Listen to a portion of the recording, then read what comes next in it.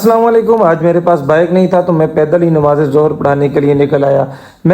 लेकिन यकीन माने पिछले 20 मिनट से मुसलसल चल रहा हूँ। इतना सुनसान रास्ता है कि यहाँ पर कोई बंदा दिन के वक्त भी नहीं आ रहा।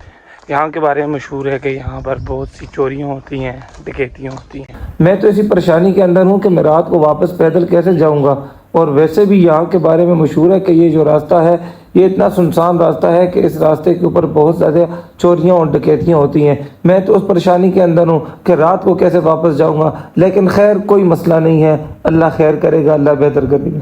तो फाइनली मैं अपनी मस्जिद के अंदर बहुत ज़्यादा चलने के बाद, आधा घंटा मुसलसल चलने के बाद मस्जिद के अंदर पहुँच आया हूँ। आप समझ रहे होंगे मैं आराम करूँगा, नहीं, ये चाबियाँ आपने मेरे हाथ में देखी हैं। अभी मैंने जाके मस्जिद खोलनी है और मेरे जो प्राइम मिनिस्टर जितने भी मुफ्ती हैं यानी मुक्तदी, हाँ ये मुक्तदी भी पूरे मुफ्ती होते हैं और पूरे प्राइम मिनिस्टर होते हैं। इमाम को तो ये बिल्कुल नौकर समझते हैं। खैर मैं अल्लाह की रज़ा के लिए काम कर रहा हूँ। तो मैंने मस्जिद का फ्रंट वाला ताला खोल दिया है।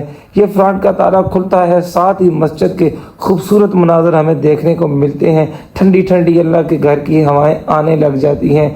और फिर गर्मी ओए होए होए इतनी ज़्यादा कि आप ना पूछें।